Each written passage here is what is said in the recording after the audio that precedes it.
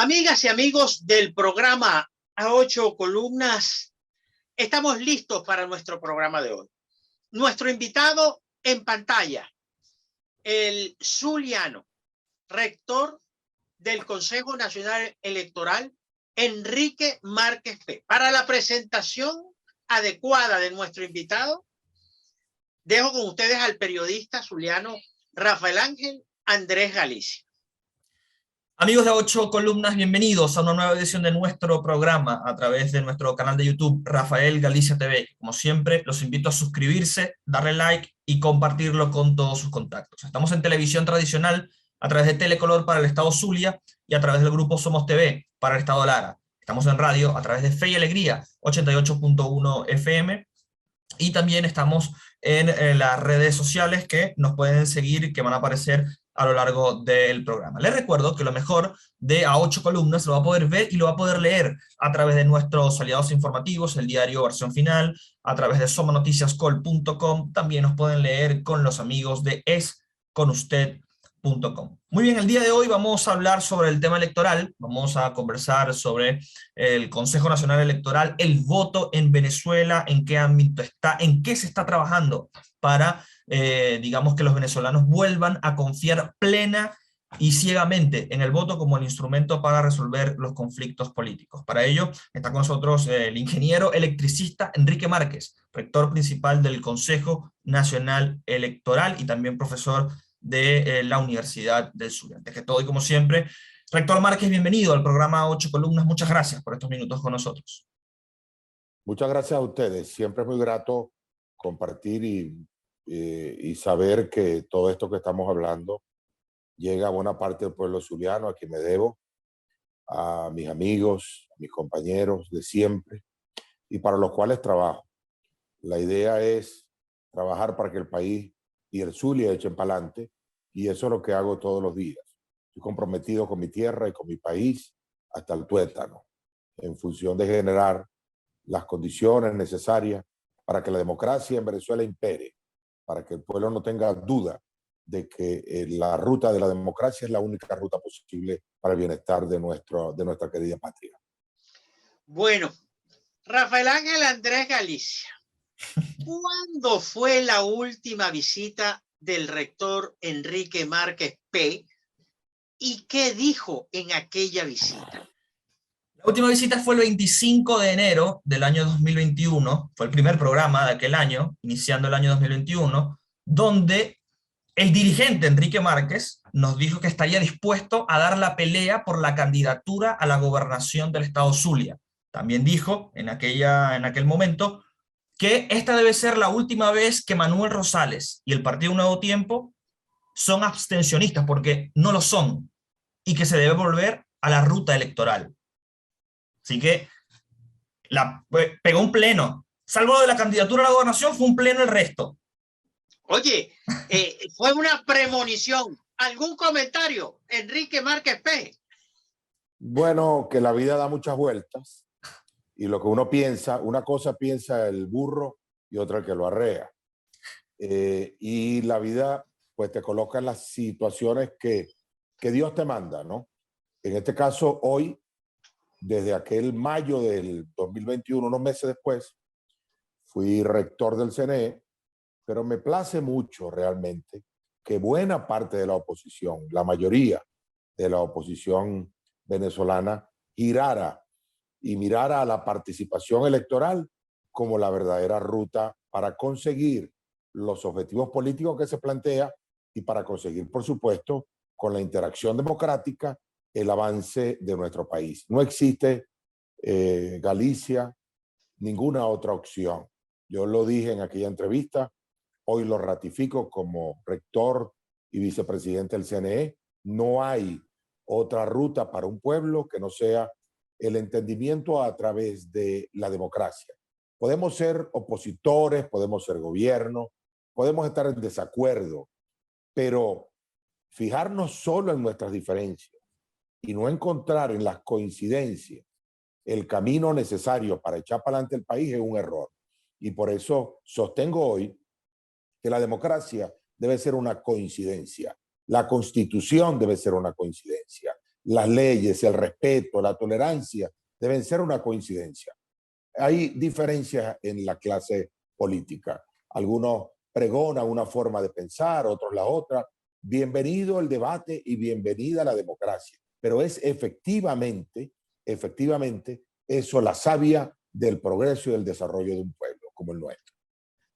Rector Enrique Márquez, ¿por qué discutir el derecho de un venezolano en el exterior a votar si el voto es un derecho y una garantía constitucional indistintamente de su carácter, sea obligatorio o no?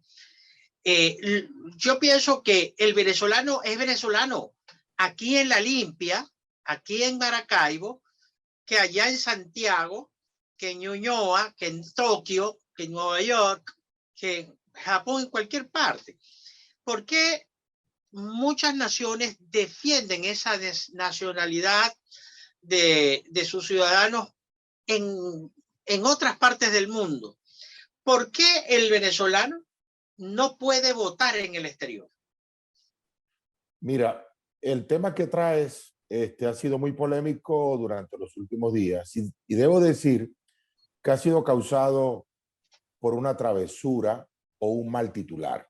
Tú que eres periodista y respeto tu experiencia, tú titulas muy bien.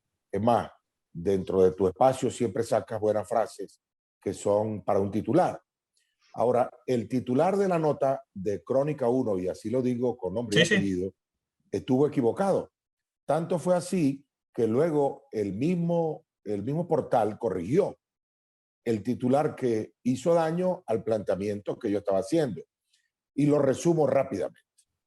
Todos los venezolanos en el exterior tienen derecho a votar en la elección presidencial o en un referéndum revocatorio o en un referéndum nacional. Todos tienen ese derecho, sin duda alguna.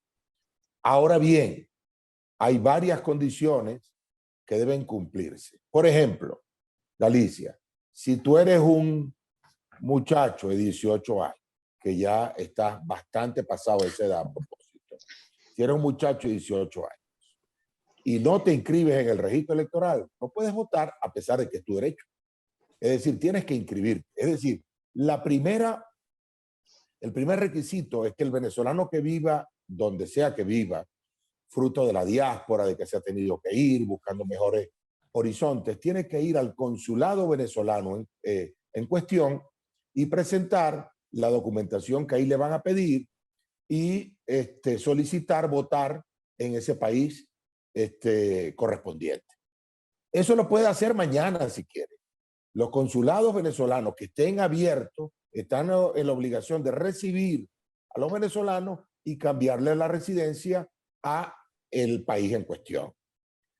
Ahora, le van a pedir un requisito que es muy importante, que lo establece la ley de procesos electorales, con el cual yo no estoy de acuerdo, pero está escrito en la ley, que es que tiene que tener residencia, visa de residencia o residencia permanente en el país en cuestión. Está legal, para que se entienda, rector, debe estar legal en el país donde reside. Debe estar legal y debe ir al consulado y llevar los papeles que demuestran su legalidad. Lo pueden hacer mañana. Eso es permanente. Y luego tiene que prepararse para votar en donde el consulado le indique. Ahora, hay pocos consulados en el mundo. En Colombia hay 9, pero todos están cerrados. En Estados Unidos hay varios, no me recuerdo cuántos, pero todos están cerrados por una circunstancia, porque las relaciones diplomáticas están suspendidas. Y hay una buena cantidad de países donde las relaciones diplomáticas con el Estado venezolano están suspendidas. ¿Qué significa eso?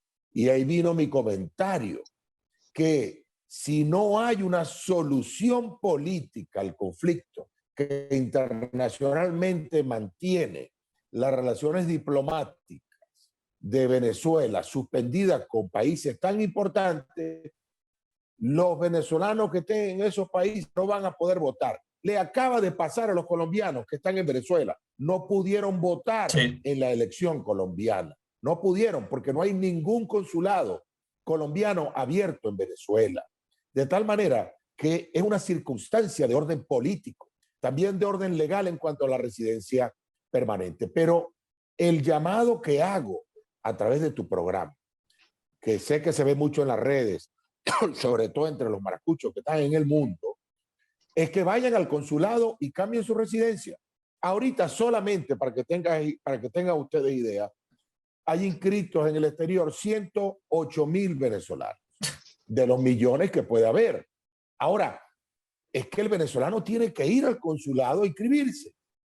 Y mucha gente, debo decirlo, para no cargar solamente al CNE con la responsabilidad, hay mucha gente que no va. Igual que hay cerca de 1,5 millones de jóvenes que ya cumplieron 18 años que no se han inscrito. Hay muchos que estarán fuera. Nosotros calculamos que hay 1 millón dentro de Venezuela que no se han inscrito. ¿Qué hacemos? ¿Cómo los motivamos para que se inscriban? Allí no solamente es el CNE, debo decirlo, son los partidos políticos.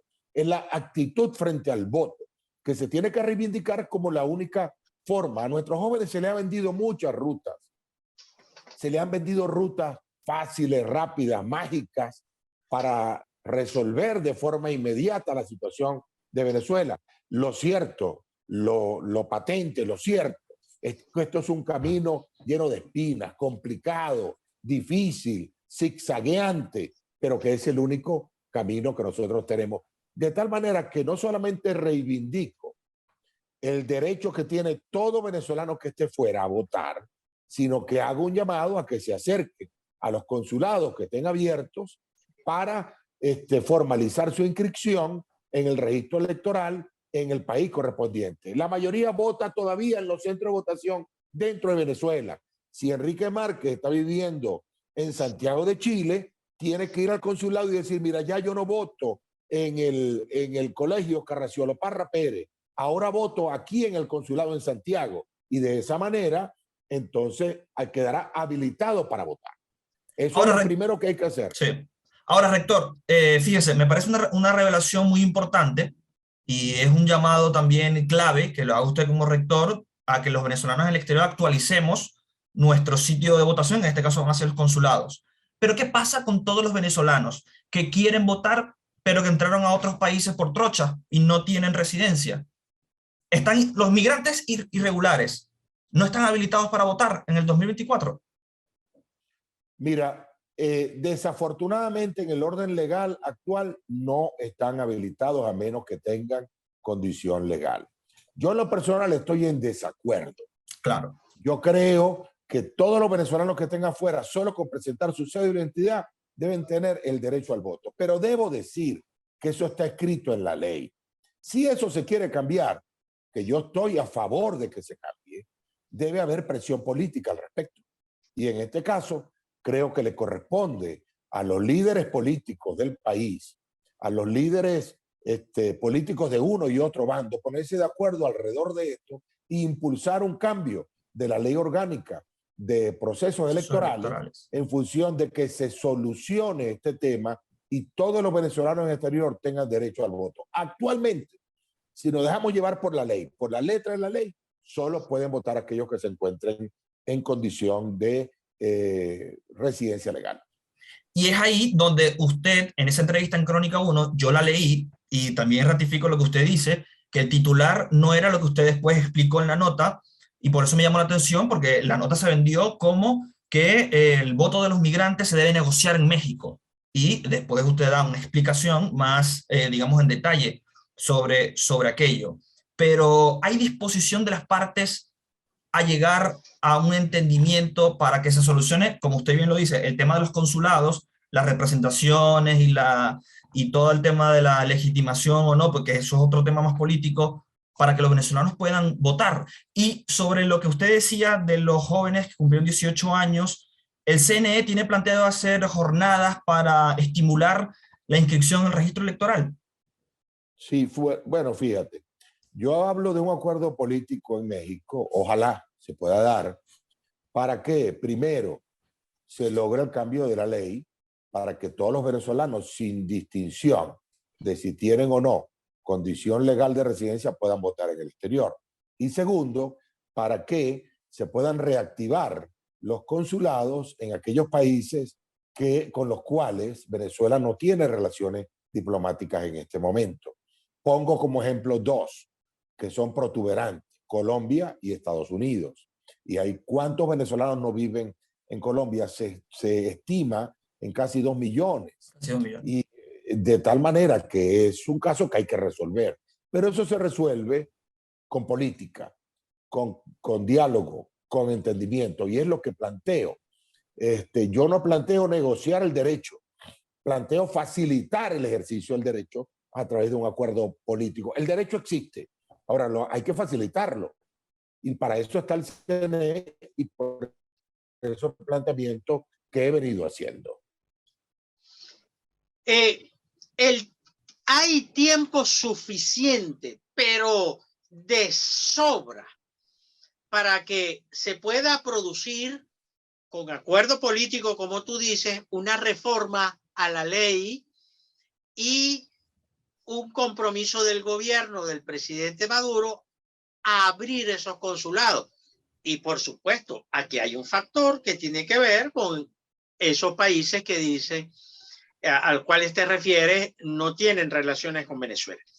Bueno, es una trilogía harto difícil. No sé si pudiste leer las declaraciones de la distinguida magistrada Carmen Zuleta de Merchán sobre este tema. Enrique, ¿pudiste leer? Sí lo leí y es una óptica, digamos que interesante para analizar. Ella lo ve desde el punto de vista del puro derecho y plantea que siendo el voto no una obligación, sino un derecho, el venezolano en el exterior tiene que prepararse para ejercerlo. De tal manera que, sin coincidir con ella al 100%, porque creo que una cosa es que el venezolano ejerce el derecho, pero el Estado tiene que facilitar el ejercicio de ese derecho. Saco como positivo el hecho de que desde acá, desde Venezuela y desde campañas que se puedan estructurar, nosotros le exijamos a los venezolanos que están en el exterior que se pongan a derecho con la inscripción correspondiente en el registro electoral y el cambio de residencia. Eso es fundamental, porque si no lo hacen, no van a poder votar. Ya que es un derecho, preparémonos todos para ejercerlo. Ahora, el Consejo Nacional Electoral garantiza que el venezolano pueda hacer ese ejercicio, esa gestión, esa diligencia en el exterior, en las embajadas y consulados abiertos. El CNE tiene máquinas, el CNE tiene computadoras. Sí, señor. Nosotros garantizamos que todo aquel venezolano que se inscriba en el exterior va a votar. Va a votar. Las elecciones en el extranjero no son automatizadas, son manuales. Y los candidatos que se presenten en la contienda tendrán derecho a colocar sus testigos en cada uno de los centros de votación en el extranjero, de tal manera que es un proceso absolutamente transparente. Y es muy importante que se lleve a cabo, porque como tú has dicho y yo recalco, son muchos, millones los venezolanos que están afuera y tienen derecho a esa participación, a opinar sobre el futuro de nuestro país. Bueno, ahora, Enrique. Los equipos ahora los equipos entonces de los futuros candidatos o candidatas en el 2024 tienen que tener un equipo en el mundo, porque van a necesitar testigos en Colombia, en Chile, en Ecuador, en Bolivia, en Argentina, en España, en todas partes, porque evidentemente somos muchos los que estamos afuera y ojalá, luego de su anuncio y de su información, rector, se pueda también retomar o hacer una campaña de comunicación informativa diciéndole a los venezolanos que están en el exterior que si quieren votar en el 2024 tienen que cambiar su domicilio electoral en los consulados y en las embajadas de Venezuela para que se pueda, digamos, tener acceso a esa herramienta como lo es el voto.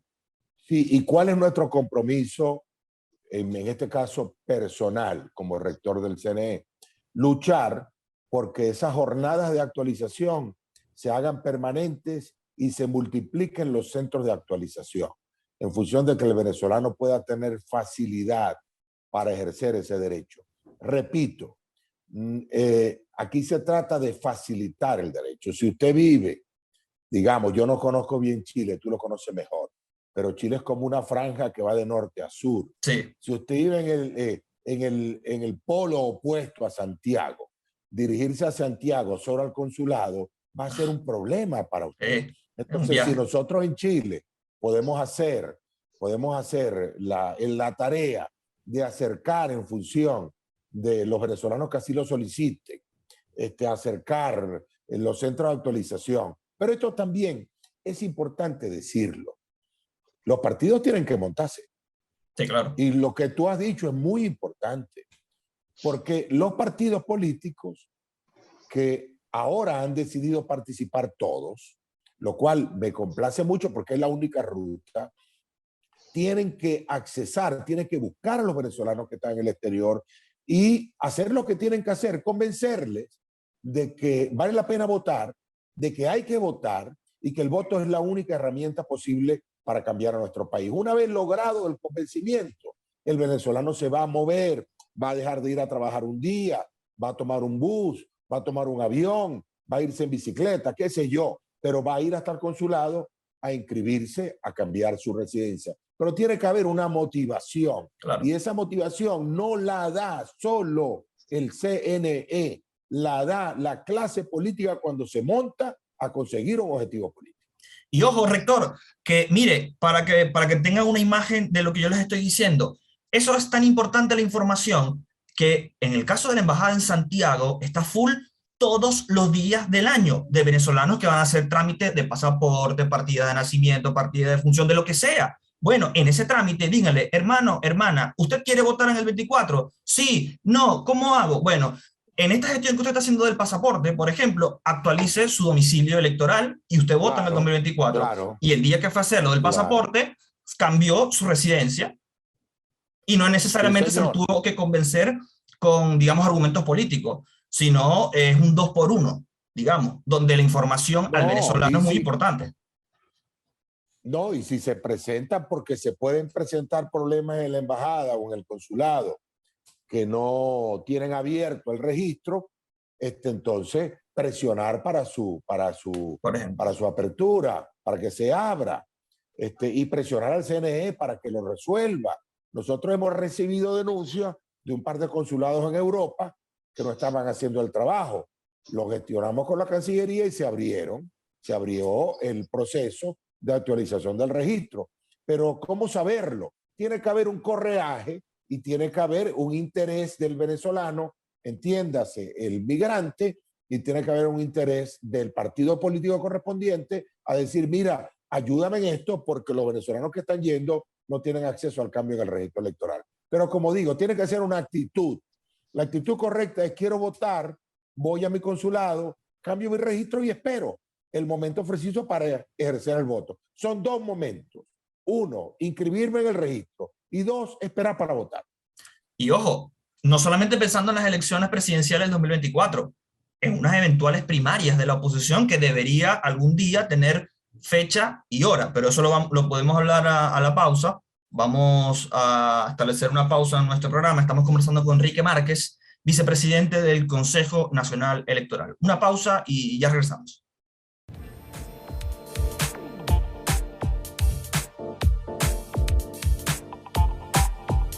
Ya regresamos con A Ocho Columnas.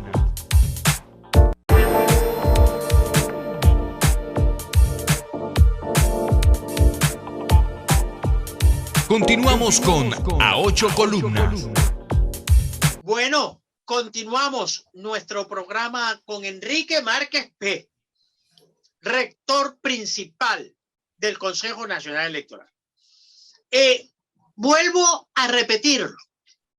Sobra el tiempo. Tome nota de la bitácora, Rafael Ángel Andrés. La fecha de este programa es muy importante. Ya Enrique abrió nuestra temporada informativa del 2021, que por cierto fue un programa de alta sintonía, de alta audiencia, sí, a nivel de redes. Bueno, ahora recalco lo del tiempo porque acaba de soltarnos muchas noticias el rector Enrique Márquez, que en este rol los partidos deben interesarse. Fíjate, el tema de las primarias que tocó rápidamente Rafael Ángel me obliga a preguntarte si el Consejo Nacional Electoral estaría dispuesto a organizar las primarias de la oposición y cuáles son los requisitos o pasos que hay que dar, que debe dar el interesado, a plataforma unitaria, supongo, para que el CNE les organice unas primarias.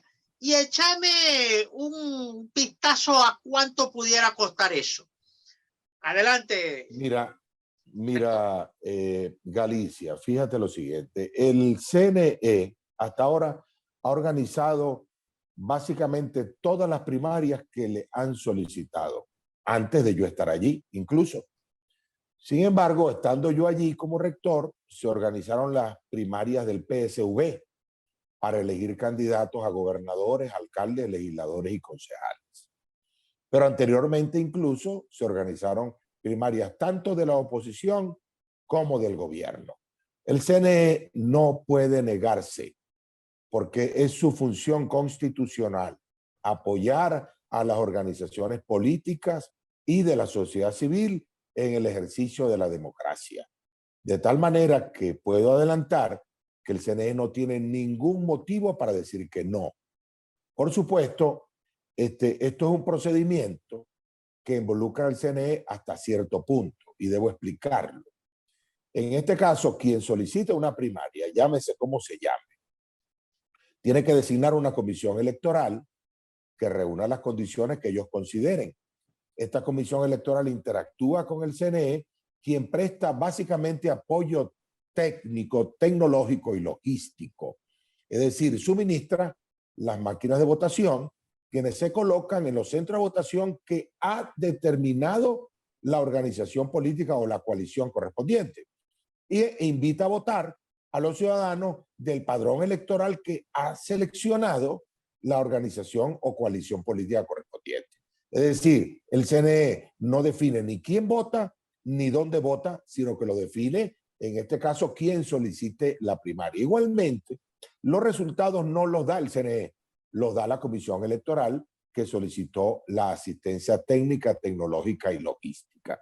De tal manera que el CNE se involucra como factor facilitador o de ayuda, jamás de decisión. Ahora, eso tiene un costo.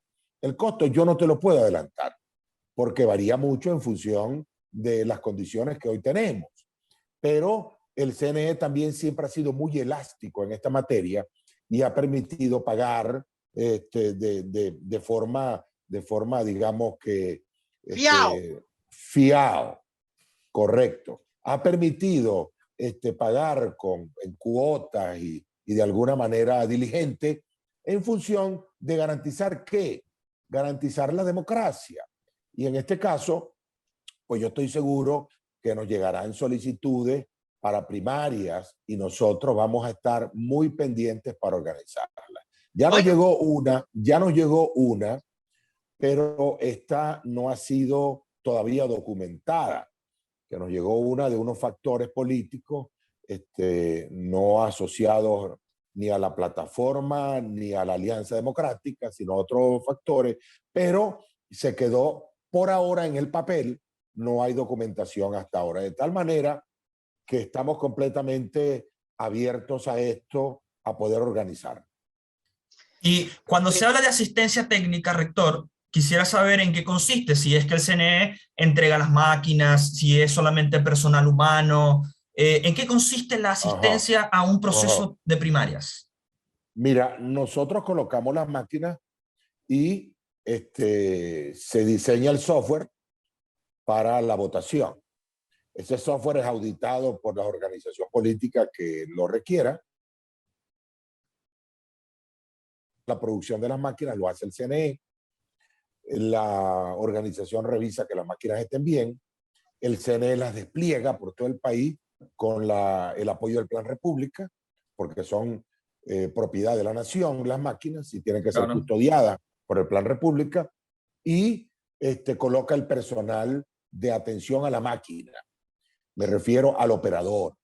El resto, los miembros de mesa son colocados por, en este caso, por el solicitante de las primarias, que tiene que colocar sus personas en todas las mesas en función de garantizar su proceso.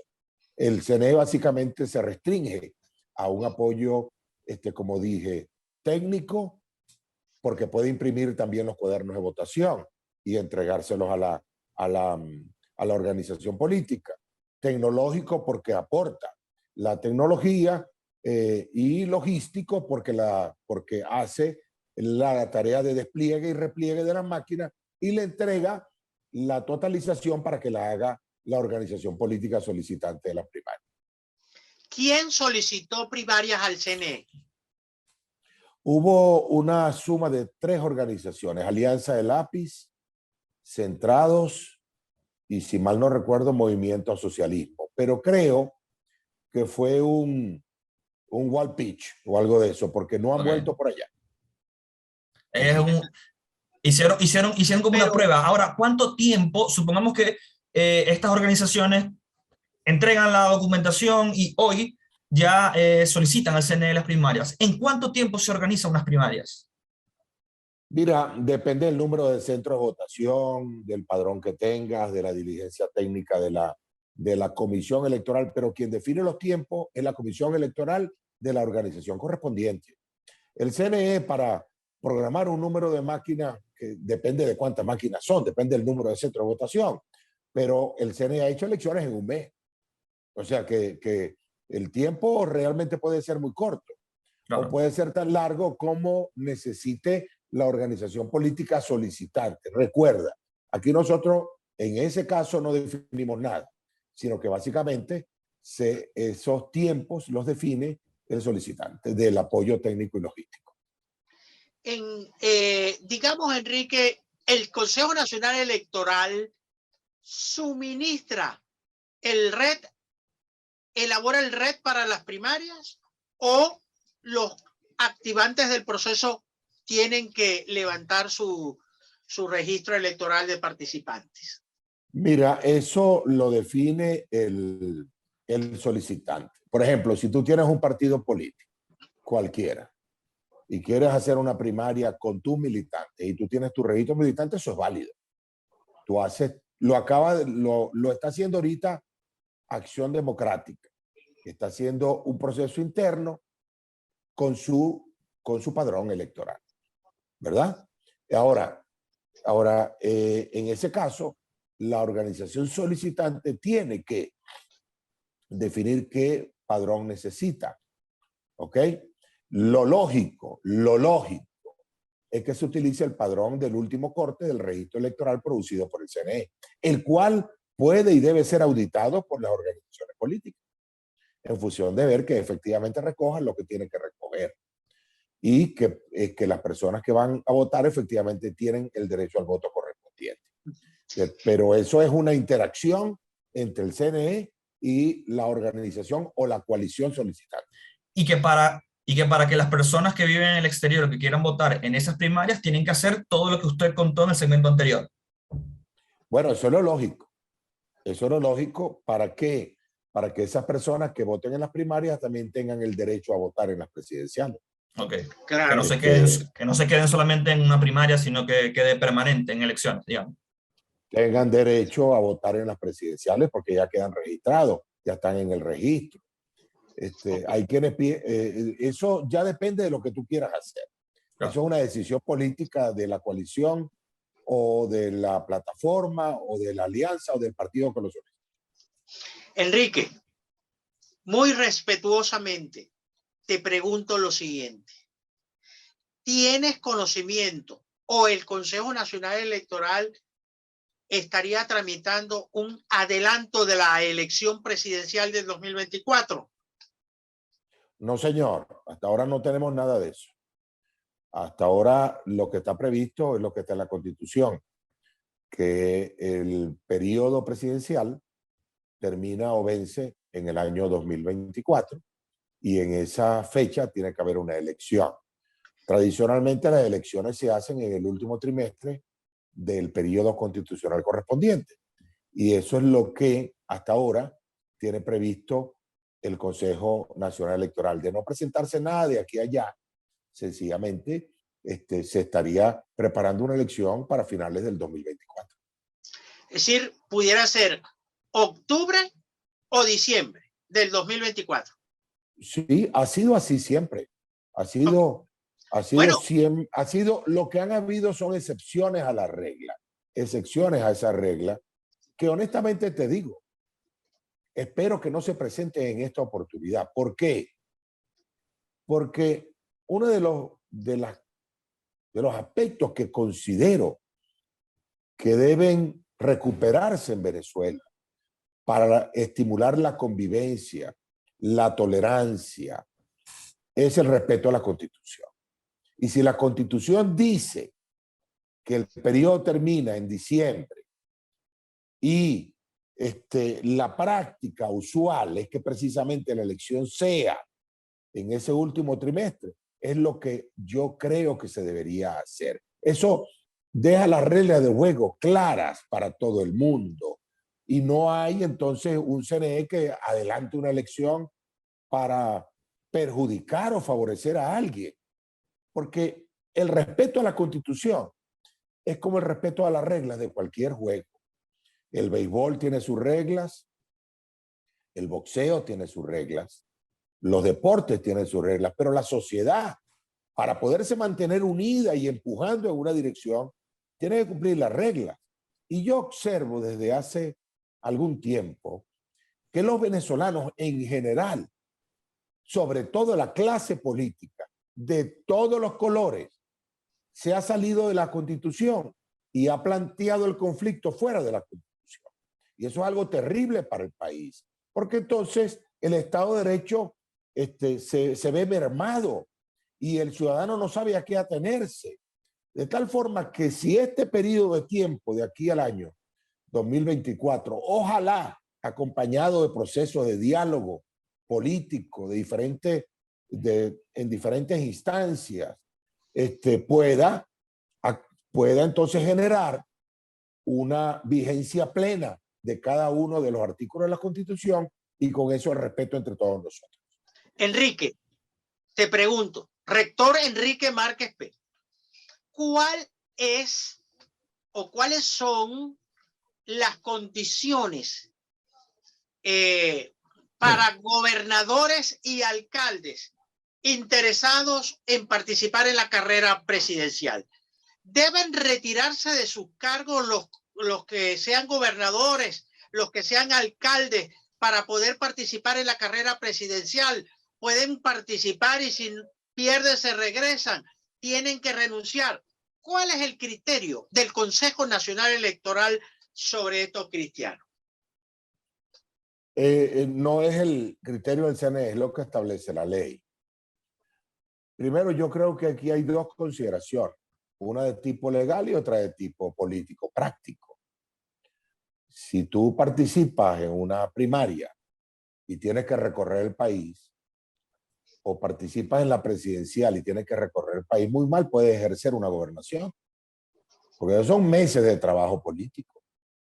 De tal manera que lo que establece la ley es cuando tú vas en ascenso dentro de la carrera política, si tú eres alcalde y aspiras a la gobernación, te separas. Si tú eres gobernador y aspiras a la presidencia, te separas del cargo mientras estás en la campaña electoral. Mientras estás en la campaña electoral.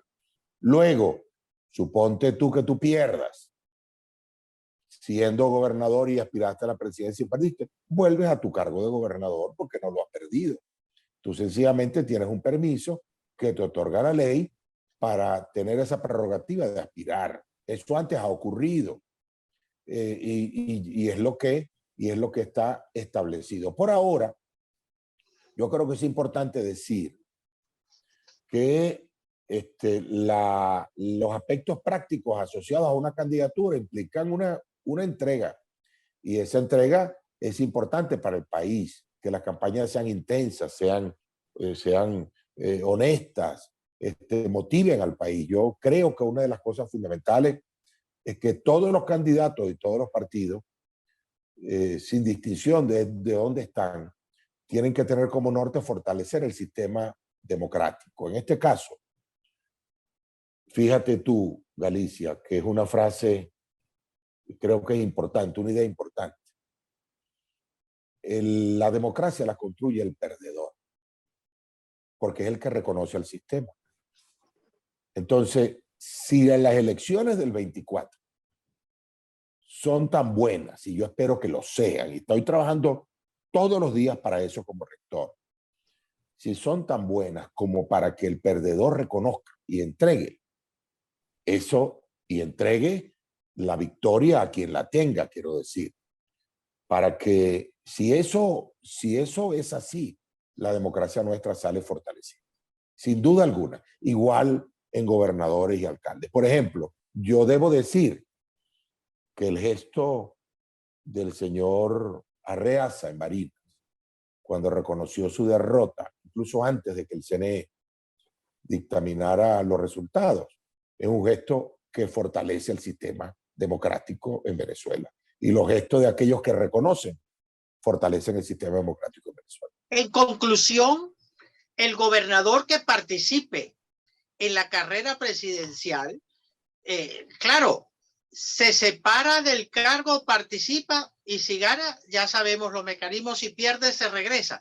Pero esos son en los cortos lapsos que legalmente el CNE considera campaña electoral, pero es que previamente hay un recorrido, incluso vamos a tener una elección primaria. ¿Cómo queda el funcionario que desea participar? Igualito va a recorrer el país, igualito tiene que hacer un alto recorrido. ¿Qué criterio tiene el Consejo Nacional Electoral? El Consejo Nacional Electoral en esa materia no tiene sino que cumplir la ley. En este caso, no está impedido ningún ciudadano hacer política y de siendo gobernador o alcalde, recorrer el país y hacer la política de su partido. Eso no está prohibido. De tal manera que se puede hacer. Ahora, yo hablo de las implicaciones prácticas. Claro. Lo práctico es que tú tengas las manos libres para moverte, y teniendo que atender un despacho de alcalde o de gobernador es muy difícil hacerlo. Parto de esa consideración de índole práctico, aunque legalmente cualquiera puede moverse como quiera. Y vemos que hoy gobernadores y alcaldes se mueven por el país y se mueven para animar una política en particular, para impulsar ideas, para impulsar participación, y yo creo que eso sin duda alguna es positivo para el país, de tal forma que todo tiene un límite y cada quien va encontrando el suyo. El límite legal es la campaña electoral. Rector, finalmente, estamos ya en los instantes finales, le queremos agradecer estos minutos con nosotros. La rectora D'Amelio, Tania D'Amelio, fue nombrada como magistrada del Tribunal Supremo de Justicia. A este momento que estamos conversando, el CNE tiene una lista de sustitutos, va a ser su suplente. ¿Qué ha debatido el directorio al respecto? Hasta ahora no se ha debatido en directorio el tema. La ley y su aplicación, en este caso, está siendo interpretada. Considero que esto va a ser resuelto en la Asamblea Nacional, es la verdad. Sí. Pero, por supuesto, la rectora Tania tiene su suplente. Ese suplente podría ser el sustituto o podría no ser. La ley deja eso, digamos que hay una especie de laguna en relación a este tema. Yo lo reconozco. Y habría que esperar entonces que las correlaciones políticas de la Asamblea generen una sustitución al respecto. Podrían darse negociaciones incluso en la Asamblea Nacional para, digamos, suplir la vacancia de la ahora magistrada Tania D'Amelio. Es un comentario que yo hago al margen del tema. Sí, yo opino en términos personales que eso ya debería estar resuelto con el suplente de la rectora, pero reconozco que ahí hay una laguna, la cual puede ser sujeto de interpretación y mediante la cual entonces la Asamblea podría intervenir, como yo creo que lo hará, para la designación de la sustitución, en este caso de la vacante dejada por la ahora magistrada antes rectora Tania D'Amelio. Una ñapa, Enrique Márquez, una ñapa pequeña. Dígame, hermano. Colombia. 8 de la noche. Ya se sabían los resultados.